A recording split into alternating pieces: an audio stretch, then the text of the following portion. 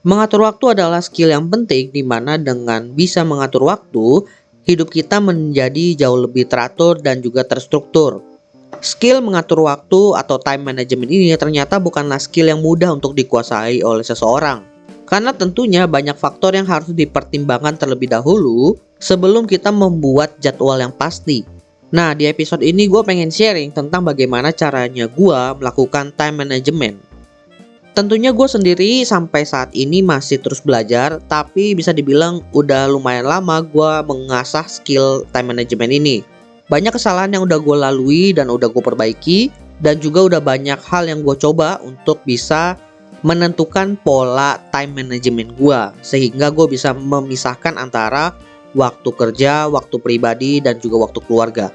Di sini udah gue pecah menjadi 7 langkah atau 7 step yang gue lakukan untuk bisa melakukan time management yang efisien. Langkah pertama untuk melakukan time management itu dimulai dari mindset dan juga niatnya dulu. Kita itu harus punya mindset yang clear dan juga niat yang kuat untuk bisa mau melakukan time management. Dari mindset dulu, dimana kita harus menentukan tujuannya apa kita melakukan time management ini. Untuk membuat lu lebih produktifkah? Atau membantu membagi waktu lu untuk hal-hal yang lain kah? Atau ada mindset-mindset lain yang intinya tujuannya itu harus kuat, sehingga lu itu harus melakukan time management agar tujuan lu itu tercapai. Setelah ada punya tujuan, selanjutnya kita harus menguatkan niat kita. Karena percuma udah punya tujuan tapi kita nggak niat untuk melakukan time management. Udah capek-capek bikin timesheet, tau-taunya pas jamnya kita nggak melakukan aktivitas itu, percuma kan? Jadi kita itu harus menguatkan niat kita untuk berani mengeksekusi time management yang sudah kita rencanakan. Kalau tujuannya udah jelas dan niatnya udah kuat nih, benar-benar ingin melakukan time management, barulah kita lanjut ke langkah kedua, yaitu mencari alat bantu yang sesuai. Alat bantu di sini bisa berupa tools, bisa berupa metode. Gue sendiri udah mencoba beberapa metode dan juga beberapa tools, entah dari versi digitalnya, bahkan versi manualnya. Dan bisa dibilang dalam kurun waktu 5 tahun itu udah banyak lah yang gue coba. Gue menemukan banyak kelebihan dan kekurangan dari masing-masing metode dan juga tools. Sampai akhirnya di tahun ini gue menemukan tools yang menurut gue lumayan oke nih buat gue ketimbang tools-tools yang lain. Mungkin sedikit histori aja, dimana gue itu awalnya menggunakan Tasklist. Awalnya Tasklistnya itu gue menggunakan aplikasi yang ada di laptop atau di komputer lah. Tapi agak kurang produktif karena kan harus aksesnya dengan cara buka laptop. Lalu berpindah ke mobile app.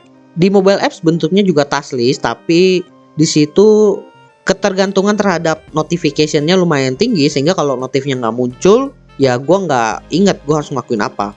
Dan juga kalau seandainya berhubungan dengan yang namanya handphone atau smartphone, ya pasti distraksinya itu lumayan tinggi. Kemudian gue juga pernah coba metode lain, di mana bukan Tasklist tapi gue pakai metode yang ada di kalender. Jadi gue mencatat aktivitas gue itu menggunakan Google Calendar.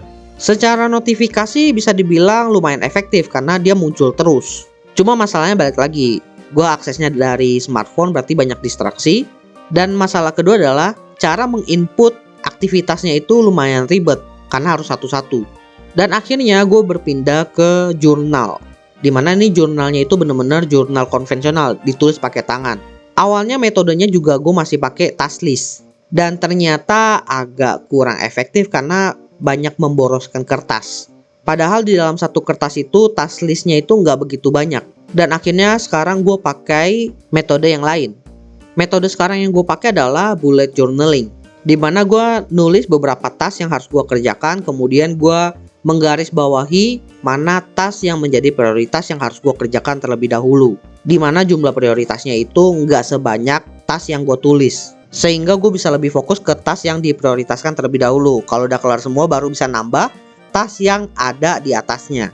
Sampai saat ini masih gue coba, dan sejauh ini sih oke-oke aja. Cuma kalau memang ada perubahan lagi, mungkin akan gue update di episode yang lain. Tapi menurut gue sejauh ini lumayan efektif. Intinya di sini adalah kalian itu perlu mencoba berbagai tools dan berbagai metode yang ada.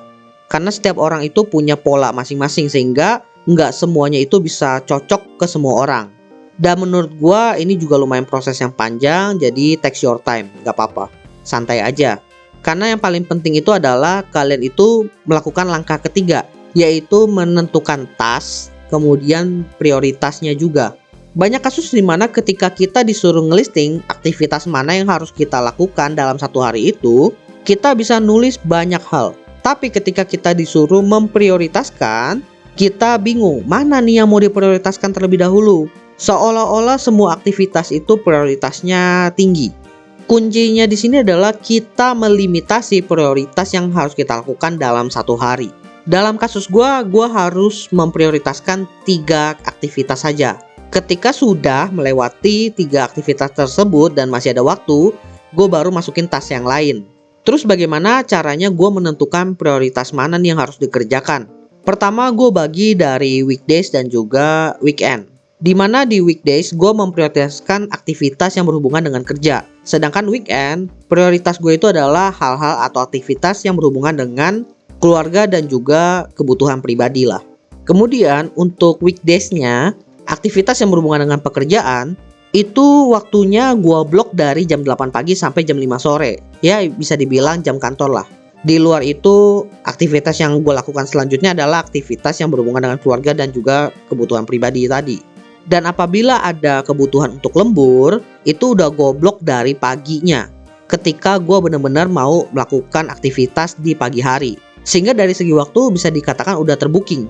Dari sini gue udah bisa menentukan nih mana aktivitas yang harus gue selesaikan terlebih dahulu. Kemudian aktivitas ini harus dikerjakan pada waktu apa, sehingga aktivitas tersebut nggak memakan waktu di luar jam yang udah gue tentukan. Tapi kuncinya adalah di langkah keempat, di mana kita itu harus fokus melakukan satu hal dalam satu waktu aja. Karena tadi kita udah melimitasi aktivitas itu menjadi 3 poin aja, sehingga dalam satu waktu itu kita harus fokus dalam satu task terlebih dahulu. Ketika udah selesai, barulah kita ganti ke aktivitas selanjutnya. Begitu seterusnya sampai semua aktivitas selesai, baru kita menambahkan aktivitas baru dari list yang sudah kita tulis tadi. Dengan cara ini gue bisa lebih fokus menyelesaikan satu aktivitas terlebih dahulu, tanpa terdistraksi oleh aktivitas lainnya. Kalau seandainya aktivitas itu belum selesai, akan gue lanjutkan di keesokan harinya. Kesannya sih kayak nggak fleksibel banget ya. Tapi sejauh ini metode yang gue lakukan dapat membantu gue menyelesaikan masalah tanpa perlu menunda-nunda, sehingga beban kerja gue menjadi lebih ringan ketimbang gue itu menunda-nunda atau mengerjakan yang lain terlebih dahulu. Karena kan kesannya aktivitas tadi itu kepending kan. Lalu langkah kelima atau poin kelima adalah jangan menunda-nunda. Terlebih menunda prioritas yang sudah kita tentukan. Maksudnya menunda di sini adalah dari sisi kita sendiri ya. Misalnya kalian tiba-tiba nggak mood ngelakuin aktivitas ini, atau kalian merasa males ngerjain ini. Kalau menundanya itu benar-benar dari sisi kita, sebaiknya itu jangan.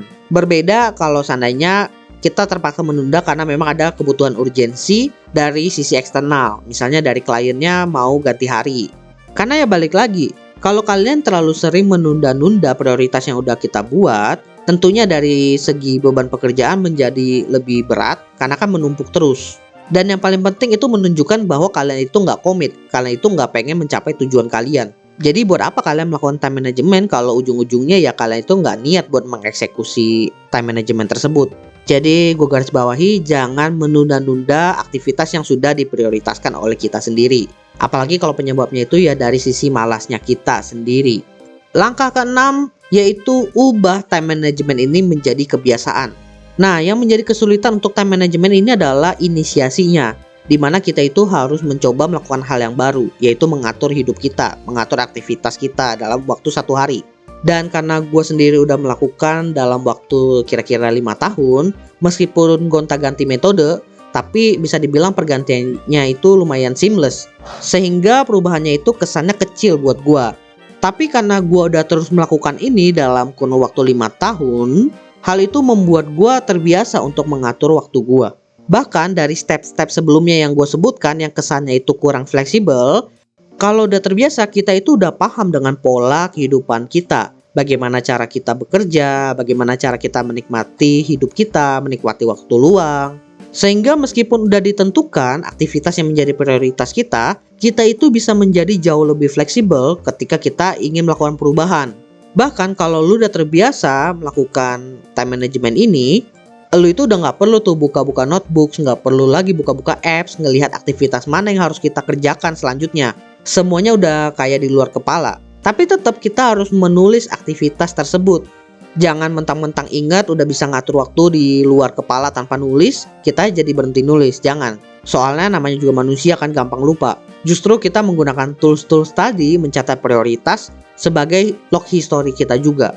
Dan kalau seandainya pun kalian udah terbiasa buat nulis, ya kalian bakal nulis terus sih. Namanya juga udah terbiasa kan. Dan langkah terakhir yang dilakukan untuk bisa time management adalah terus melakukan improvement. Dimana tadi gue udah menceritakan gue udah gonta-ganti metode, gonta-ganti tools. Tujuannya adalah untuk improvement. Gue melihat ada kekurangan dari sebuah tools dan metode yang gue pakai yang tidak memenuhi standar gue, dimana gue harus berubah. Gue gak boleh stay di tools tersebut. Karena kan jadinya nggak produktif, gue merasa terganggu dengan kekurangannya. Improvementnya juga bukan dari segi metode dan tools saja sih, tapi dari segi mindset dan niat yang juga terus di-upgrade. Ibaratnya kan kalian udah melakukan time management nih, dan kalian merasa bahwa kalian itu udah produktif. Kalian harus meningkatkan tujuan kalian selanjutnya. Misalnya di gua, tujuan pertama gue adalah menjadi lebih produktif. Dan ketika gue udah merasa gue bisa lebih produktif, tujuan selanjutnya adalah gue membagi waktu antara kehidupan kerja dan juga kehidupan pribadi. Dan itu sudah tercapai, lanjut lagi ke tujuan selanjutnya. Dimana di tujuan pribadi gue pengen fokus ke beberapa akun sosmed salah satunya yang kayak di Opsiana ini dan juga ada akun TikTok yang lain. Dan hal itu gue terus lakukan sampai tujuan-tujuan yang lain itu tercapai. Improvement selanjutnya tentunya dari kapasitas kerja kita. Dimana tadi gue melimitasi tas atau aktivitas yang menjadi prioritas itu menjadi 3 aktivitas aja. Karena pada kenyataannya di awal itu gue dari list aktivitas itu gue cuma bisa menyelesaikan sekitar 3-4 aktivitas saja dalam satu hari. Tapi setelah waktu berlalu dan gue juga udah terbiasa dan juga terus belajar, meskipun gue melimitasi aktivitas yang menjadi prioritas itu tetap di angka 3, kenyataannya gue itu bisa menyelesaikan lebih dari itu. Sejauh ini rata-rata maksimalnya itu gue bisa menyelesaikan sampai 6 aktivitas dalam waktu 1 hari dari list yang udah gue tentukan. Dan tentunya hal ini pun bisa menjadi pertimbangan gue untuk menambah limitasi prioritas yang udah gue tentukan, dimana dari 3 mungkin menjadi 4 atau 5. Improvement lain pun bisa dilakukan dengan cara menambah automation, dimana tentunya aktivitas-aktivitas yang kesannya itu rutin, kemudian memakan waktu dan merepotkan, tapi ternyata bisa diotomasi, ya udah diotomasi aja, sehingga memberikan slot waktu buat kita melakukan aktivitas yang lain. Contohnya kayak posting konten di sosial media, itu kan biasanya manual. Nah, kalian udah bisa pakai automation dengan pakai aplikasi-aplikasi lain kayak Buffer, Hotsuite, yang bisa meng-schedule konten kalian itu bahkan sampai 1 minggu ke depan. Dari segi aktivitas kalian itu menjadi automation, dan juga dari segi distraksi menjadi berkurang karena kalian nggak perlu buka sosmed untuk upload konten kalian. Takutnya kan kalau buka sosmed kan terdistraksi ya. Nah, jadi itulah beberapa langkah yang gue lakukan untuk melakukan time management yang efisien. Disclaimer lagi, gue di sini masih terus belajar, tapi ini adalah bentuk sharing gue kepada teman-teman. Sehingga buat teman-teman yang juga masih belajar untuk time management, setidaknya tahulah gambaran bagaimana caranya mengatur waktu, terlebih buat pemula. Karena balik lagi, time management itu bukanlah skill yang bisa dipelajari dalam waktu 1-2 hari, tapi butuh waktu berhari-hari bahkan bertahun-tahun. Bahkan untuk yang puluhan tahun aja itu masih perlu improvement juga. Jadi buat teman-teman jangan takut untuk mencoba. By the way, jangan lupa follow Instagram Opsiana Podcast di @opsianamedia, karena di situ akan ada informasi-informasi menarik seperti update dari Opsiana Podcast dan konten-konten menarik lainnya yang pastinya nggak boleh terlewatkan oleh teman-teman. Oke, gua rasa itu aja. Thank you buat teman-teman yang sudah mendengarkan. See you next time di Opsiana Podcast episode lainnya. Bye semuanya.